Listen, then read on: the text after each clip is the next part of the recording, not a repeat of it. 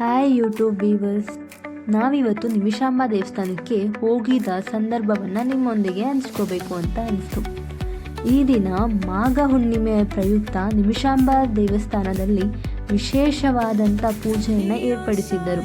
ಇದಕ್ಕೆ ಲಕ್ಷಾಂತರ ಭಕ್ತಾದಿಗಳು ಇಂದು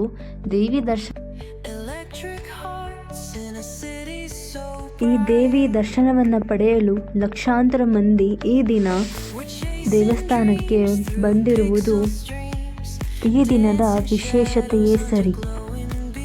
ನೀವು ಒಮ್ಮೆ ಬಂದು ಈ ದೇವಸ್ಥಾನಕ್ಕೆ ಭೇಟಿ ನೀಡಿ. ಈ ದಿನದ ವಿಶೇಷತೆ ಏನೆಂದರೆ, ಮಾಘ ಹುಣ್ಣಿಮೆಯು ತುಂಬ ವಿಶೇಷವಾದ ದಿನವಾಗಿರುತ್ತದೆ. ಈ ದಿನದಲ್ಲಿ ತಾವು ಮಾಡಿದಂತಹ ಪಾಪ ಪುಣ್ಯಗಳನ್ನು ದೇವಿಯು ಮನ್ನಿಸಿ ನಮ್ಮ ಕೋರಿಕೆಗಳನ್ನೆಲ್ಲ ಈಡೇರಿಸುತ್ತಾರೆ ಎಂದು ಒಂದು ನಂಬಿಕೆ.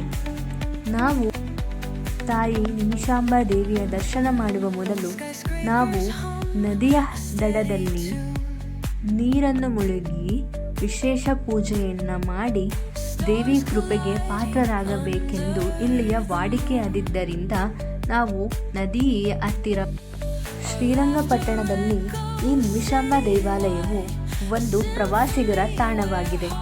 ಇಲ್ಲಿ ಈಜಲು ಕೂಡ ಬರುತ್ತಾರೆ. ಬೇಸಿಗೆ ರಜದಲ್ಲಿ ಮಕ್ಕಳನ್ನು ಕರೆದುಕೊಂಡು ಬಂದು ಇಲ್ಲಿ ಈಜಾಡಿಕೊಂಡು ಒಳ್ಳೆಯ ಸಮಯವನ್ನು ಕಳೆಯಬಹುದಾಗಿದೆ.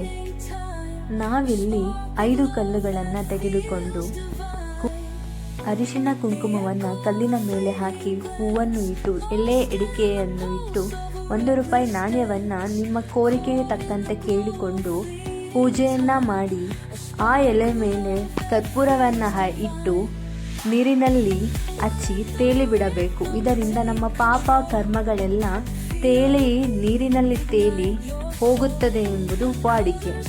ಇದೇ ಈ ದಿನದ ವಿಶೇಷ ಪೂಜೆ. ತದನಂತರ ದೇವಿ ದರ್ಶನ ಪಡೆಯಲು ದೇವಸ್ಥಾನದ ಒಳಗೆ ಹೋದೆವು.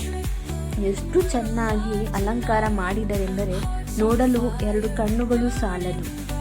ಈ ದೇವಿ ದರ್ಶನವನ್ನು ಈ ವಿಶೇಷ ದಿನವಾದ ಮಾಘ ಮಾಸದಲ್ಲಿ ಮಾಘ ಹುಣ್ಣಿಮೆಯಲ್ಲಿ ಮಾಡಿದರೆ ತುಂಬ ಫಲ ಸಿಗುತ್ತದೆ ಎಂಬುದು ಎಲ್ಲರ ವಾಡಿಕೆಯಾಗಿತ್ತು. ಅದರಂತೆ ನಾವು ಈ ದಿನ ನಿಮಿಷಾಂಬ ದೇವಸ್ಥಾನಕ್ಕೆ ಬಂದು ವಿಶೇಷ ದರ್ಶನವನ್ನು ಮಾಡಿ ತಾಯಿ ಕೃಪೆಗೆ ಪಾತ್ರರಾದೆವು. ಮಾಘ ಹುಣ್ಣಿಮೆಯಂದು ಆದಿಶಕ್ತಿ ದೇವಿಗಳ ದರ್ಶನ ಮಾಡಿದರೆ ಫಲ ದೊರೆಯುತ್ತದೆ, ಇಷ್ಟಾರ್ಥ ಎಲ್ಲ ಸಿದ್ಧಿಯಾಗುತ್ತದೆ ಎಂಬುದು ಇಲ್ಲಿನ ಜನರ ನಂಬಿಕೆಯಾಗಿದೆ. Thank you for watching my video.